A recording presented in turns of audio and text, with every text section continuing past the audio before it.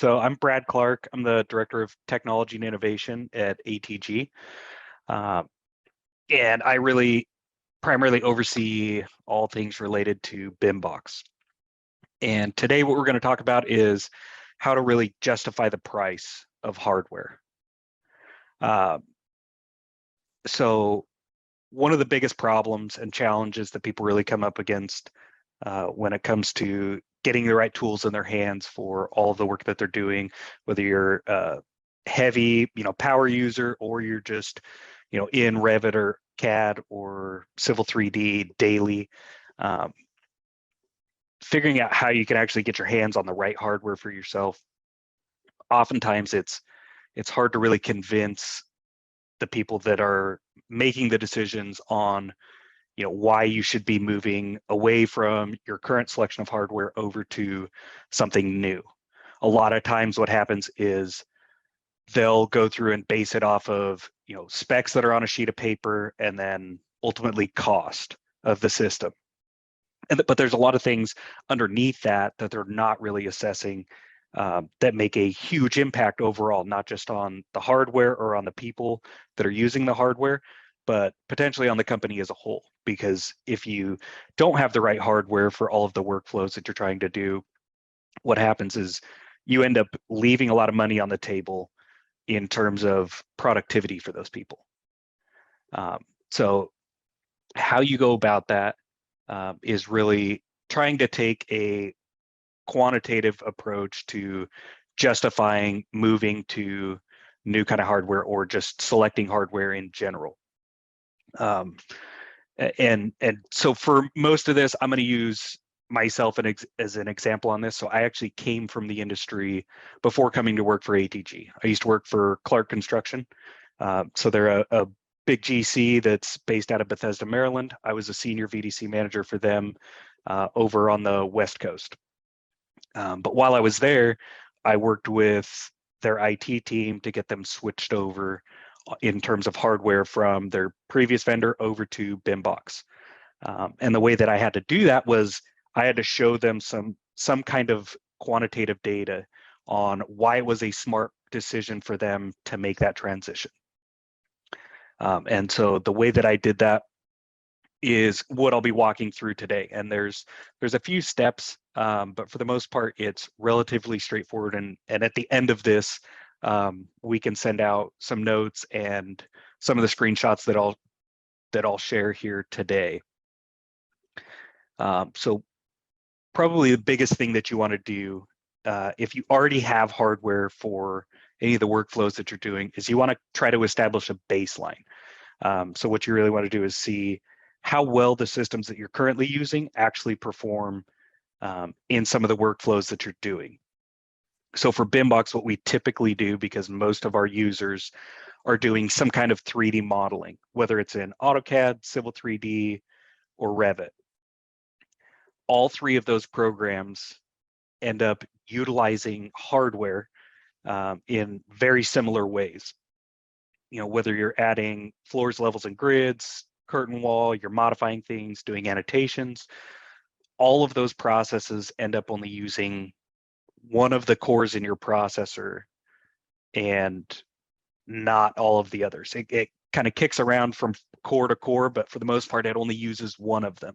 So it doesn't matter in terms of hardware, whether you have 2 cores or 32 cores in your system. If you're doing 3D modeling, it really comes down to clock speed. So how fast your processor actually is across each of those cores.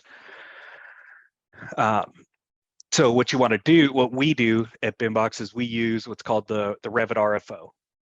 It's a benchmark and a script that basically runs through a series of tests or a series of tasks, inside Revit, and it records the amount of time it takes to do each of those tasks. And I'm going to go ahead and share my screen real quick to show you guys some examples of what that looks like. So when it runs through that, these are where you see this model creation benchmark with some numbers in the left column.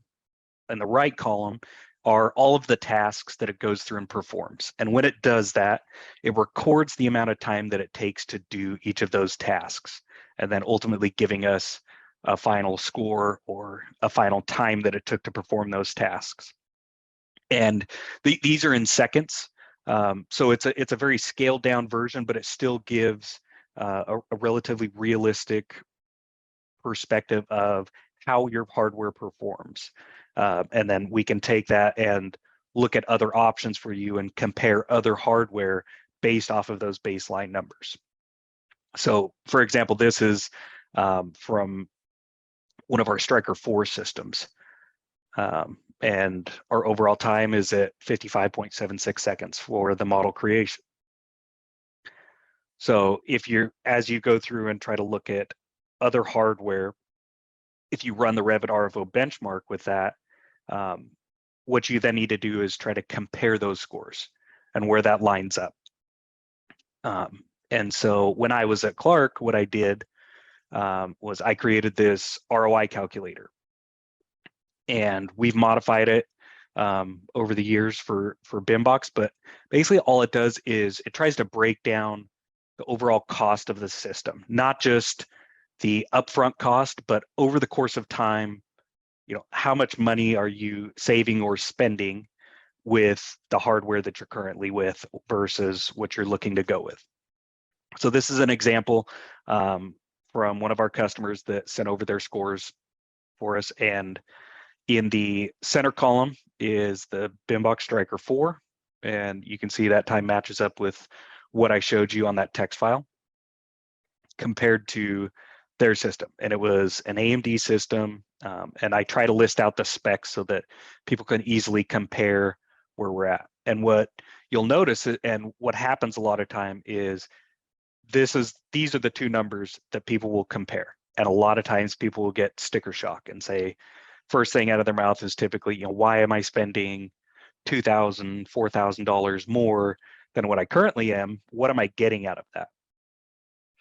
Well, once you have an established baseline and you compare it to other systems, you can see what the difference is in your potential production efficiency. Because with the current systems, or whatever your baseline is that you're currently using, how well does that perform to this? Well, there's a 36% difference in performance between what they were currently using compared to what a Striker 4 system would be. But to take a deeper dive, we need to look into, how does that actually translate into production hours and overall cost savings in terms of time and being able to get time back to work on other projects. So this is just an Excel file. I have it in a PDF format just to reference you guys, but I'll show you the real thing here in a minute. But we're able to actually update this real time to where you can go through and select, how many users you're looking at switching over. You can go ahead and enter in whatever your billable rate is, and then utilization rate. So utilization rate is looking at how much time out of the course of a year are your end users ultimately doing 3D work or any kind of BIM or VDC work on this system, because this is where hardware really, for most people, ends up taking a lot of time to go through and do these tasks. It's never 100%. Typically, it's anywhere from 80 to 30% on the utilization rate, and then this production efficiency is just this number carried down from up above.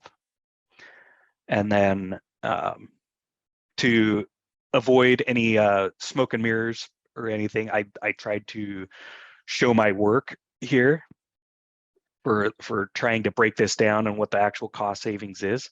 So a typical billable hours for the course of a year is 2,000.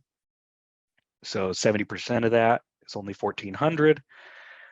And when we get down here, we get to see, how much we're actually saving. So yes, you do have an additional upfront cost of $4,000, but by increasing your production efficiency and saving about 36% of this 1,400 hours, you end up saving about $34,000 the first year, and then ultimately about $38,000 to $40,000 over the course of the next 2 years.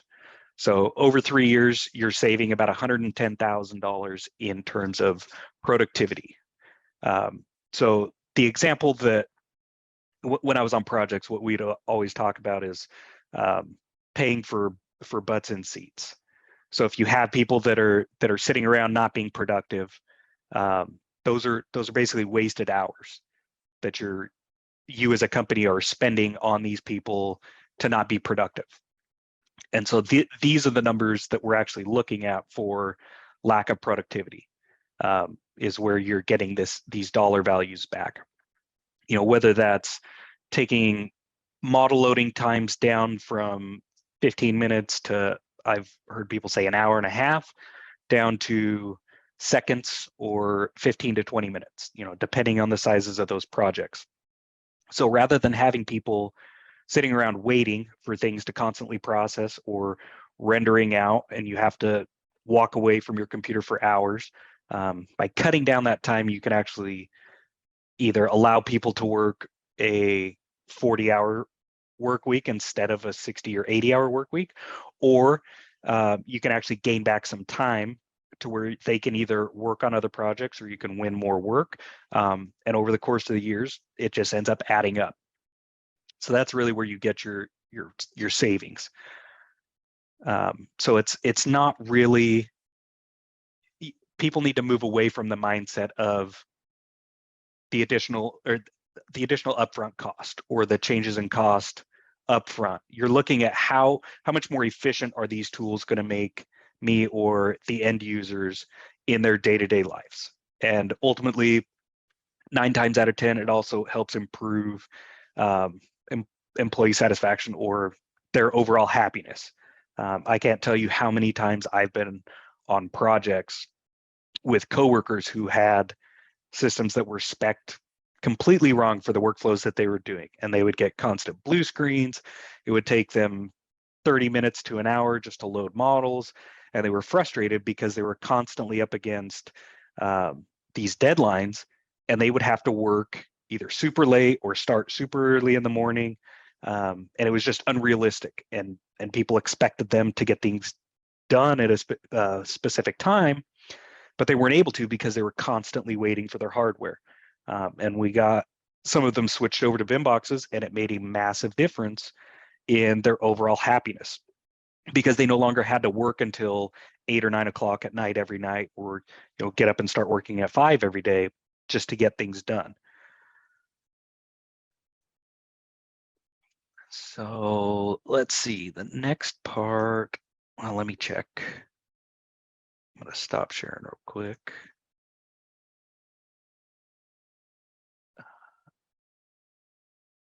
George. So George, yes, the meeting is being recorded and they should be sending out a link once this is done.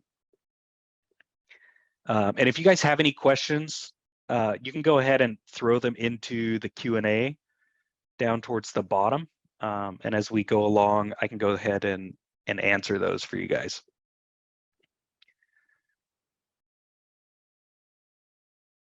So now that you have gotten to the point, I'm going to share my screen again. So now that you've gotten to the point where you're starting to establish differences in performance, and basically where you're at currently versus where you're looking to be, from there you need to kind of highlight like why is this actually a better machine for all of your workflows? Yes, it's faster, but how does that apply to all of your workflows? So a couple things to really look at is try to highlight a majority of the software that you're using as well. This will help kind of identify some of the benefits that you have for selecting the components that you are for those systems. So typically when I hop on calls with people, some of the first questions that I ask are, what are the software that you're actually using for these systems? And people will say, I'm using Revit and Enscape, a little bit of Lumion, Rhino, Vectorworks. And from there, it helps you understand not only what the software is that you're using, but understanding how that software is going to utilize the hardware, because software for the most part utilizes hardware in a very different way depending on what you're doing. So here it's just a screenshot taken from the BIMbox website. We have the Striker 4 and the Osprey.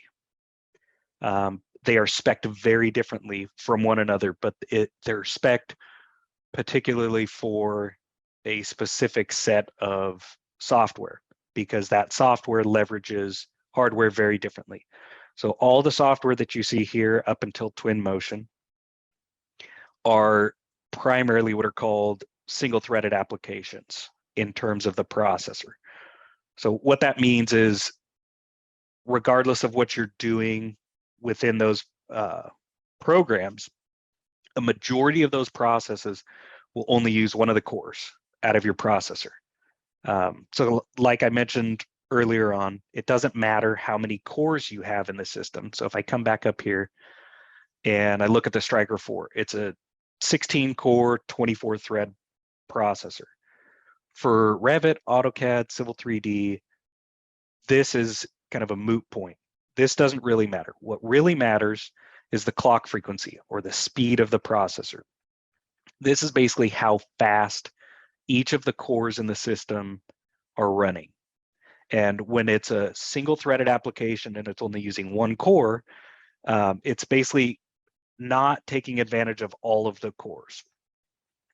So in contrast, if we look at the Osprey and the software that are underneath that for recommendations for that system, those use the hardware very differently. Those will leverage basically any and every resource you have available in terms of a processor. So if you have 32 or 64 cores compared to 8, what it'll do is it'll take whatever job you're trying to do, let's say register 20 laser scans. What it's going to do is it's going to take that job and break it up across all of the different cores in your processor and assign each of them bits and pieces to go through and process on their own, and then it'll come back and compile that. Whereas with 3D modeling, it'll only use one at a time. So making sure that you have an understanding or rough understanding of how these software utilize the hardware helps determine how to properly spec these systems out. And from there, you can then, compile that, put that together in a presentation, or, just have it on notes that, whenever you're talking to IT or whoever ultimately ends up making the decision on hardware, you can explain to them, why you're going with the specs that you're going with compared to what you currently have. So when I was at Clark, we had some systems prior to BIMbox that had Xeon processors, and they were using NVIDIA Quadro graphics cards and ECC RAM. And those are about as wrong as you can get in terms of specs for any of the 3D software, especially all of these ones over here on the left-hand side. So when I was at Clark, I was in Navisworks, Revit, AutoCAD, Synchro 4D. I was doing laser scan registrations for some of it. And so I needed something that had a higher clock speed, but also had more than 6 to 8 cores, preferably 8 plus. And the previous generation desktop that I had while I was there, it was a 12-core Xeon processor. I think the clock speed was only around 3 gigahertz. So it was really slow. So when I was able to go through and compare, like I did here, there was a 76% difference in performance between the systems that Clark currently had at the time compared to the BIMbox that we had tested out. So it was a massive difference in performance.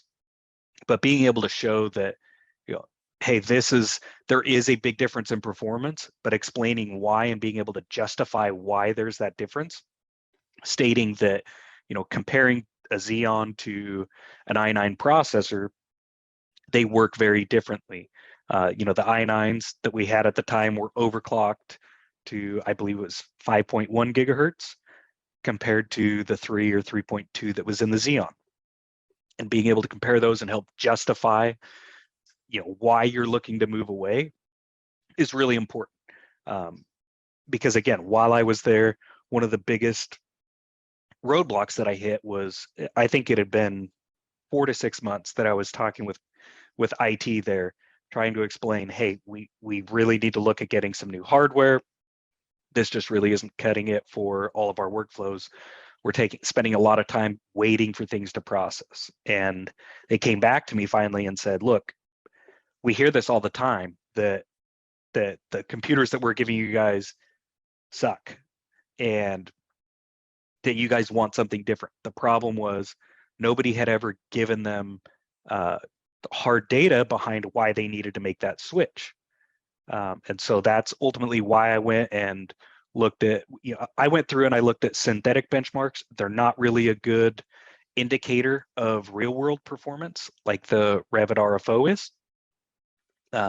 Because what this does is it actually goes through processes that are very similar to what you would be doing in the real world in your day-to-day jobs.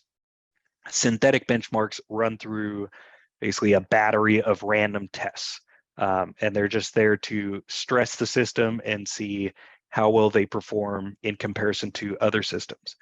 But they use, going back to hardware utilization, they use hardware very differently in those tests than you do when you're in Revit, CAD, Civil 3D, or Vectorworks.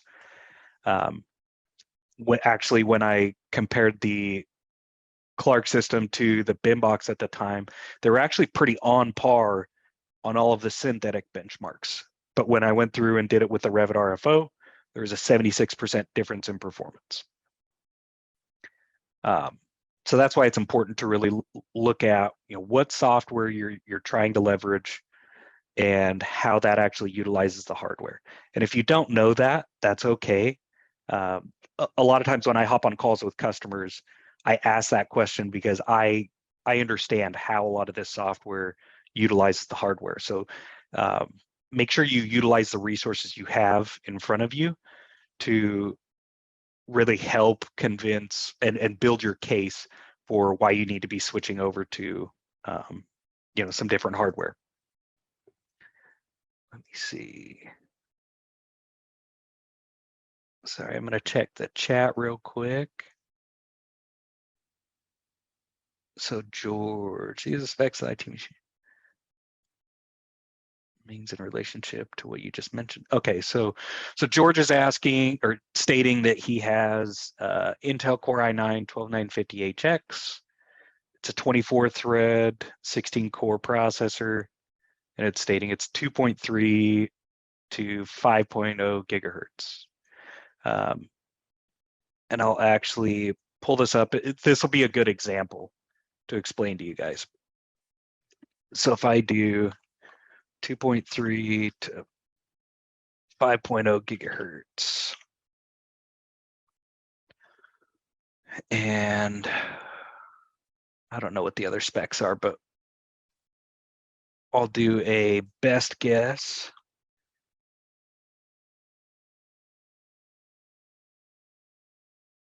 For this. So if you're looking at this and looking to do this for yourself, you don't actually have to know all of these specs. When you go through and you run the Revit benchmark test, if you scroll down to the bottom, it'll actually show you the specs of your system that you're running the test on. So once the test is done running, you can collect that data and you can throw it in this ROI calculator and update it based off of what you're currently running it on. So this is an i9 12950HX. And we can get into laptops here in a little bit as well. So what this means when you say, when they state on there that it's 2.3 to 5.0 gigahertz, what that means is its base operating frequency. So the base speed of that processor is 2.3 gigahertz, meaning it won't perform any worse than that throughout the day. But when it's under load, or you're doing something heavy with your computer, it can potentially go up to 5 gigahertz. However, that is very dependent primarily on the cooling solution of your system. So I know this processor is a laptop processor. So what you really need to know and really look at when selecting laptops is how well does that laptop actually cool the components inside of it. Because if your laptop is constantly getting too hot, it will actually decrease power to the processor or the graphics card, depending on what's overheating. And that slows it down. So that'll bring it from, instead of being up near that 5 gigahertz when it's under load, it'll push it back down towards the 2.3. Because what it's doing is, if your fans are running at 100% and you're at, let's say, 85 degrees Celsius, what it's going to do is it's going to trigger an event and say, hey, I'm too hot, my fans are running 100%. The only way it can continue to cool and get back down below that threshold is it'll decrease power. And when you decrease power, you ultimately decrease the clock speed. So laptops do have some nuances to them, especially with cooling, making sure that you have a system that has sufficient cooling. So if you look at the bottom side of your laptop, how big are the vents for air to come into the system? And then do you have exhaust ports on the sides and the back of the system, or is it just sneaking out through the bottom of the monitor? Benchmark test Revit functions. Okay, so Sean asked, so the benchmark that I've been mentioning is the Revit RFO, and that the benchmark tests Revit functionality, and he's asking, is there a similar benchmark test for Civil 3D? There is. It's a little bit more difficult to use than the Revit benchmark. So the Revit benchmark, let's see. Let me go to desktop. I'll pull this up for you guys to show you. It's really easy to use. So all it is it comes in this folder that's probably going to be labeled RFO 2022. If you just double click that, what this is these are all scripts, right? And all it does is that it's an automated script that runs through processes inside Revit. So if I double click this full standard, it will automatically open up Revit for me and start running through that battery of tests. And it's going to open and close Revit several times. But when it's done, it will pop up a text file like this, and it automatically saves it back to this folder so that you know where it's saved. You don't have to hunt around to where it is. It's just in that same folder the scripts are run. And this gives you all of the times for those.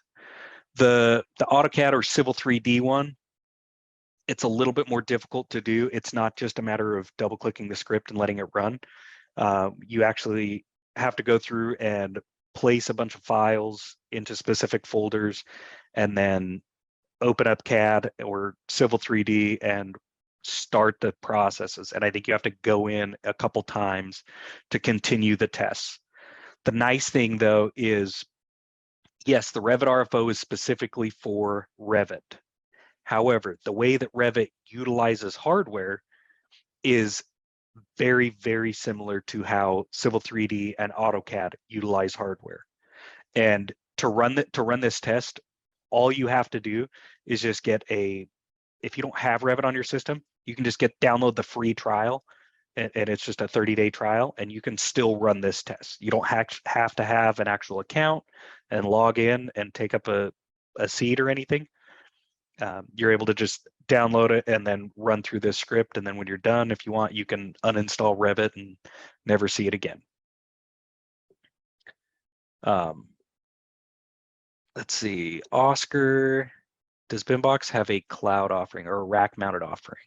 So by cloud, Oscar, I'm going to assume that you mean VDI, so a virtual desktop. We don't have any kind of cloud offerings in terms of a VDI solution. I'll try to stay reserved on my own opinions about VDI. I really don't think that that the technology is there for most people, especially power users. But in terms, you also ask, or a rack-mounted offering. So yes, we do have rack-mounted offerings for these. So what we show you on the website is our typical builds for the desktops. We can do either of these options actually in a 4U server chassis. So that if you wanted to put them in racks, you can go ahead and put them in racks. Just when you go to order, if you let us know that you need it in a 4U chassis, we can make that happen and have it shipped to you in that. It maintains all the same functionality and performance. It's still liquid cooled for both of them. And it's a closed loop system, so you don't have to worry about, draining the reservoirs, flushing the system or anything. It's a totally closed loop, so you don't have to worry about any of that. Okay, what about processing drone data? So, Brian, are you looking for like recommended specs on that, or are you looking at like establishing benchmarks for Pix4D?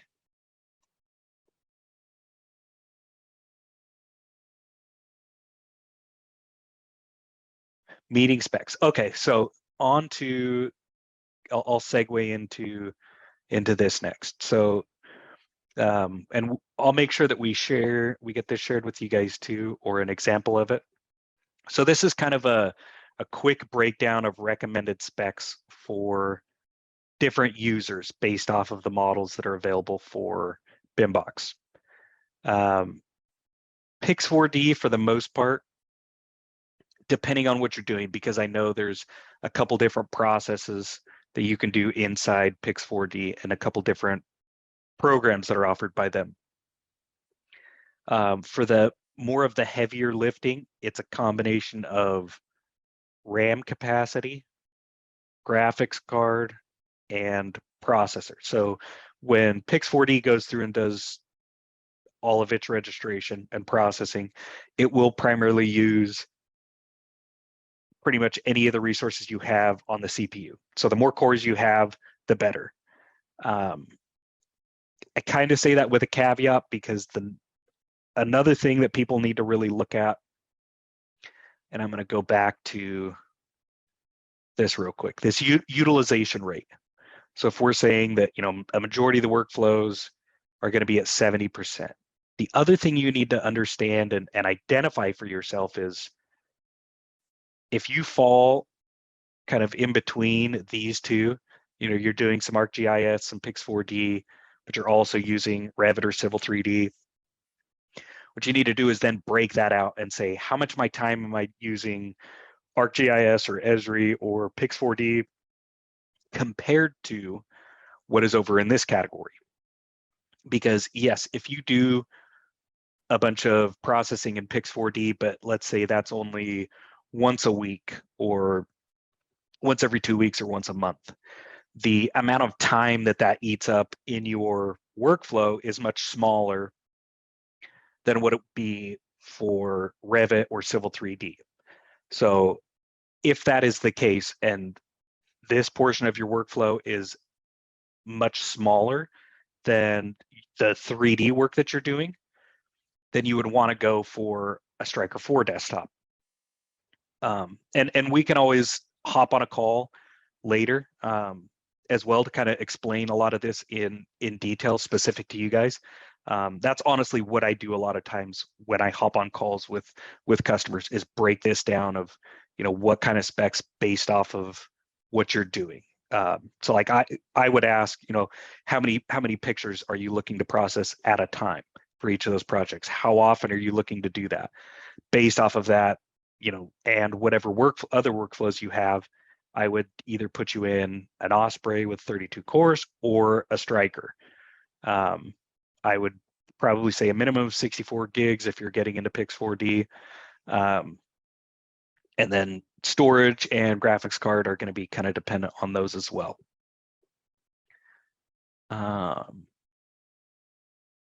I hope that somewhat answered your question.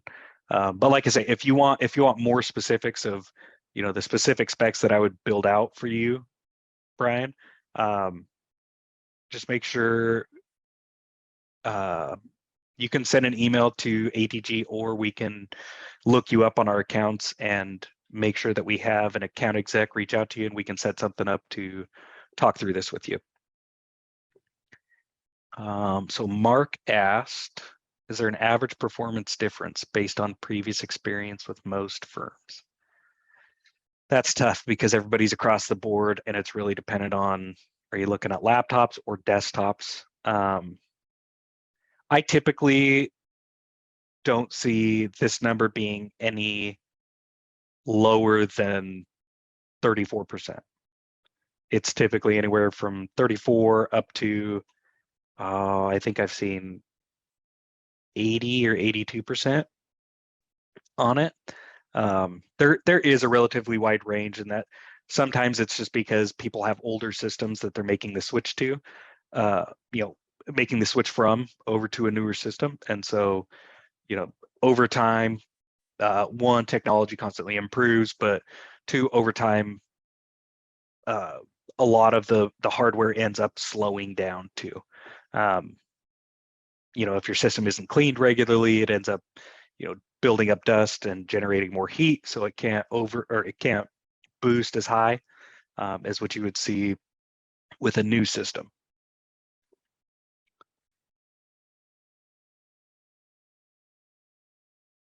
Let's see, Q&A. So Mark Kaiser asked, would SolidWorks 3D modeling fall into the Striker 4 configuration?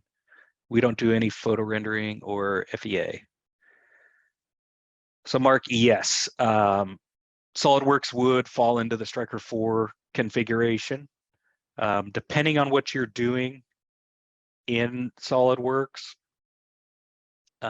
like if you're going through and running simulations on your models in SolidWorks, I'd probably put you in a different graphics card than what we typically do. And that's because, okay, no simulations, then yeah, you would fall cleanly into the Striker 4 configurations. Awesome. Thanks, Brian. Yeah, you're welcome, Mark. Okay.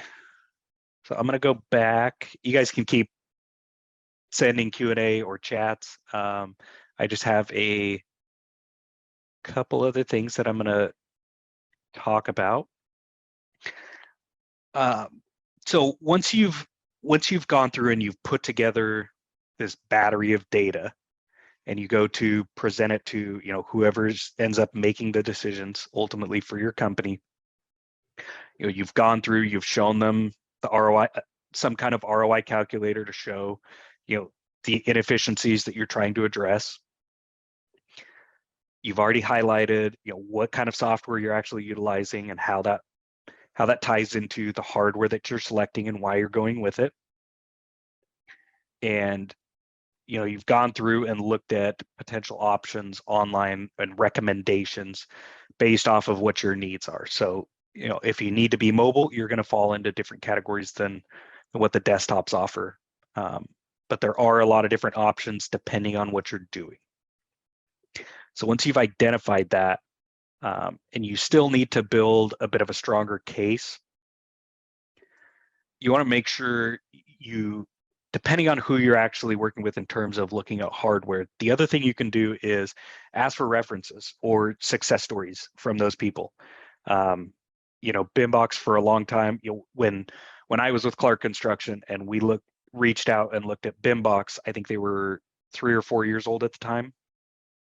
So relatively new company, and obviously didn't have the background history and overall size of a company that Dell, HP, Lenovo, and other bigger companies have. So a lot of people, especially me coming from Clark, was, do you have any success stories? And trying to understand how reputable are you? How well do the systems actually perform? So by reaching out to whoever the vendors are that you're looking at in terms of hardware, try to get a solid understanding of how good they are. Are they Are they reputable in terms of build quality, QC, performance of the systems? How long do they last? I can tell you I've got a BIM box that's 5 or 6 years old. That's a desktop that I still run pretty much every day, and have had no issues with it. And then asking for references. If you can get references of, looking at larger companies that have bought multiple systems, how well do they work across the board? If they're buying 20, 30 systems, out of those, how many have failed or how many issues have they had? And when they have issues, how have they been on the support side of things, and making sure that issues are addressed in a timely manner. Because a lot of times, no company is ever going to be perfect, but the ability to see that they're constantly willing to try to work with you and provide you the best service possible is what's going to be important. You want to have people that are going to be responsive to you and work with you in a way that makes sense for both parties, but also to help minimize downtime. So, even with BIMbox, we've been making some pretty drastic changes to support over the past couple months, and a lot of that is dependent on my background of coming from the customer side of things. I know what it's like to be constantly up against deadlines, and if your system goes down, a lot of times you're either working remote and it's going to take 2 or 3 days for IT to send you a system if they have a spare system. But a lot of times people don't have spare systems. So if you're down a computer, you don't have, anything to be working on.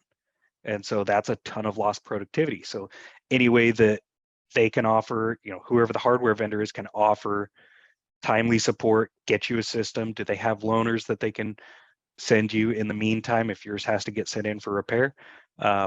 Just make sure that you vet them out well and really understand, not only the products but the support on the back end as well. How does that stack up, and is that the right fit for you guys?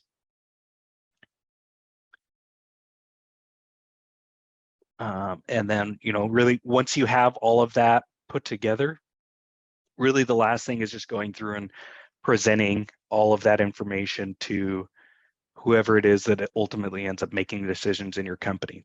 Whether it's IT or the CFO or the owner, or it's you, being able to compile that and put that together and show that you have hard data behind the decisions that you're trying to make makes it a much easier pill to swallow. Coming from the GC side of things, the way that I approached it with Clark was it's a more calculated risk by having quantifiable data to show that, hey, like, we've gone through, we've analyzed this, we've seen that there's a significant difference in performance. The specs are well aligned with the software that we're trying to use. This isn't just a shot in the dark saying that, I saw some YouTube video or TikTok on the side that said, yeah, I need to get an AMD processor and I need to get the best graphics card, and that holds no value to hardware selection for a company in what you're trying to do. So going through and spending, whether it's 1 to 2 hours, it really doesn't take that long to do a lot of this stuff. And if you reach out to ATG and your account executive, I try to keep my meetings to 30 minutes most of the time, because I hate trying to waste people's time. So, that's hopping on with me for 30 minutes. I can go through and kind of vet a lot of this out for you, help figure out what specs would be best for you. And then it's a matter of, if you need to, run the Revit benchmark, get those results. I can throw them in the ROI calculator for you and put together a pretty solid package for helping trying to make that decision and really justify the cost.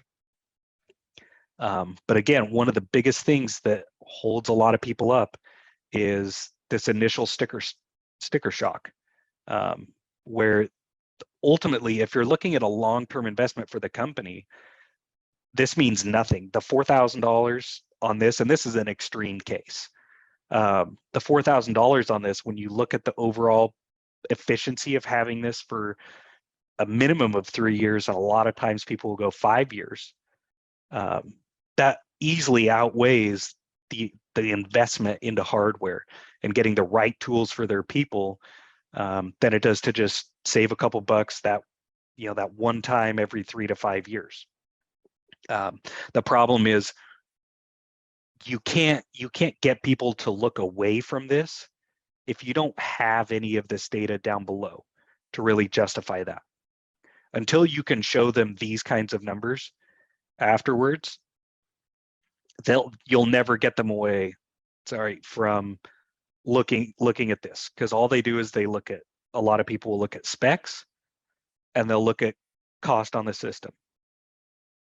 And a lot of times the specs on the sheet do not,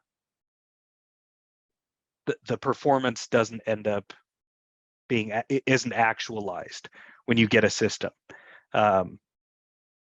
Perfect example, when I was at Clark and I went through and did all the benchmark testing, we looked at systems from 6 different vendors and compared it to the desktop systems that we had at the time. I think it was 4 of those systems on paper had the exact same specs. So they all had 64 gigabytes of RAM. They all had 2080 graphics cards, and they all had Intel i9 9900Ks. When I ran them through the Revit RFO, the next closest system to the BIM box, there was a 40% difference in performance. Same specs. So that's another big reason of why it is valuable to try to either get these kind of results from people, or ask if you can demo a system from them, something to be able to get data to justify why you're going with one system over the other. Let's see, Q&A. Okay, it looks like those are all answered. Does anybody have any other questions?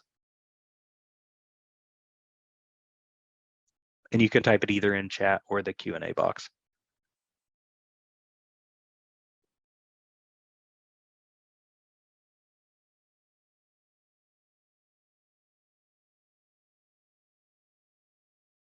I'll give it just a minute in case somebody has a longer message to send out, but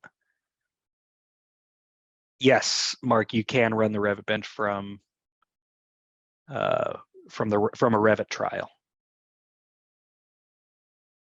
How do you get existing data? So are you wondering how do you get these scores off of your current system? If you go to, I'll pull this up real quick.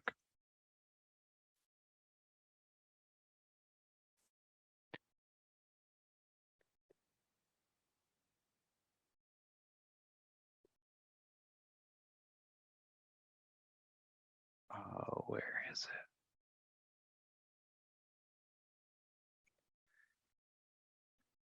So if you hop on a call with me, I can just share the Revit RFO.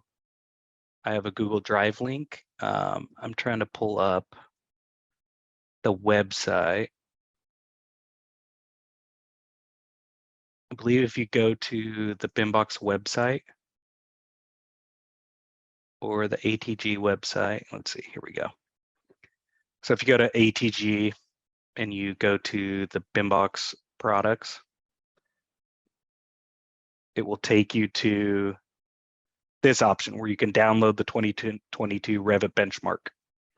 And what that's going to do is it'll download a zip file that will have this RFO 2022 folder. And once you extract it, you can extract it to the desktop, your personal files, wherever you want.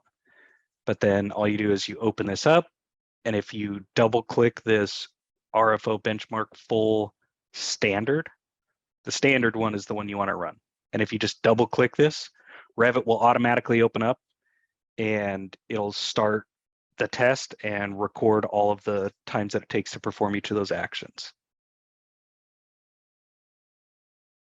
Okay, Oscar asked, Bradley, how would I recommend making this pitch if folks are working from home? I prefer to not send bin boxes to staff personal offices at their home.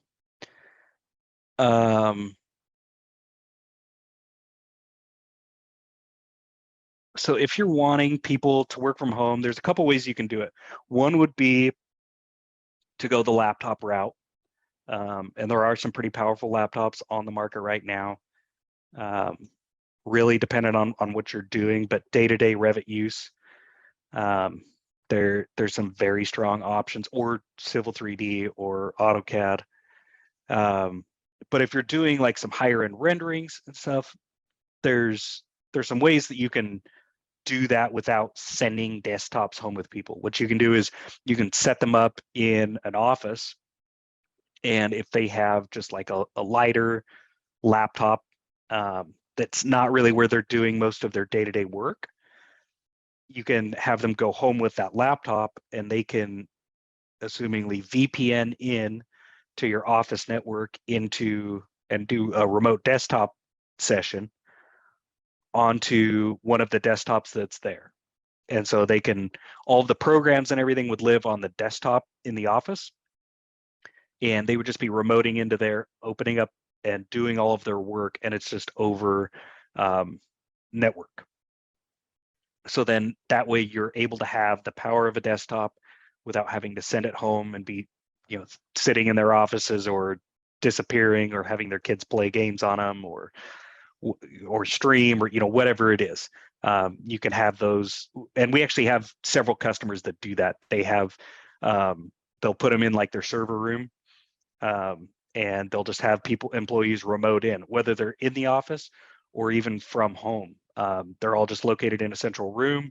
It's air conditioned, so the systems stay cool, and they've been really happy with it. I think they've been using Vivox for 3 or 4 years now, and they continue to regularly buy more.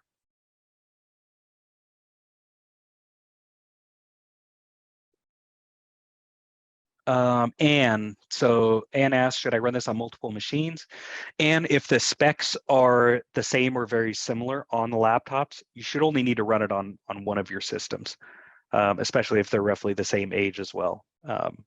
Basically, if you can get one set of test results or anything, and you want to reach out to your account executive, they can always send me the results, and we can hop on a call and I can walk you through that this ROI calculator and explain to you, like what all of this means. And keep in mind, guys, you don't have to do this all on your own. If you don't feel comfortable with, that you haven't sufficient knowledge in terms of hardware to really meet with IT or whoever's making those decisions, reach out to us, because I'm more than happy to hop on calls with people to help explain a lot of this and help justify those decisions. Yep, thanks, Ann. Let's see. So Ann said each remote needs their own desktop set of machines for potentially, and you could always split it up to where, if people are primarily doing renderings and stuff, you could technically do 1.5 machines per person. So you could have 2 users assigned to a desktop, to where person A would go through and do renderings in the morning, and person B would do it in the evenings. Joel asked, you just undermined all of your credibility with that VPN. It is not what I recommend, but there are a lot of people that prefer to do it that way. I'm not a huge fan of that. I mean, I have a desktop for when I'm working from home, and I have a laptop that I use when I'm traveling. There are a lot of people that, especially like laser scanning. So if you're looking at laser scanning, processing all of that data, we at ATG have people that are constantly traveling to do all of their scans. And if you're doing a ton of scans at once, the amount of time it takes to register like 200 or 300 scans at once can be, I've seen like 13, 14 hours for it to do that. But if you had a desktop that you could transfer all those files to, and then go through and register it while you're continuing to travel and scan other stuff. Do an RDP to just let that run in the background is the way to go, in my opinion. But day-to-day VPN and RDP, personally, I wouldn't do it, but I also don't have 10 gig internet like a couple of our customers do. And apparently they've been really happy with the performance of it. So it's really dependent on use cases and what everybody's doing.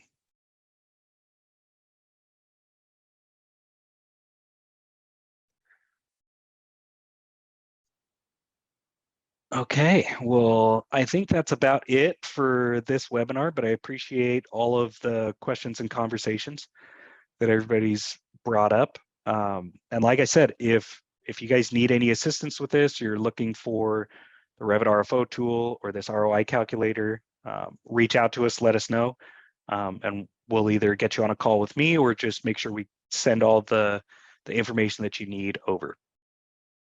But thanks again for joining us. Take care, guys. Hey there, thanks for tuning in. If you like this video, make sure to subscribe and check out some of the other content on our channel.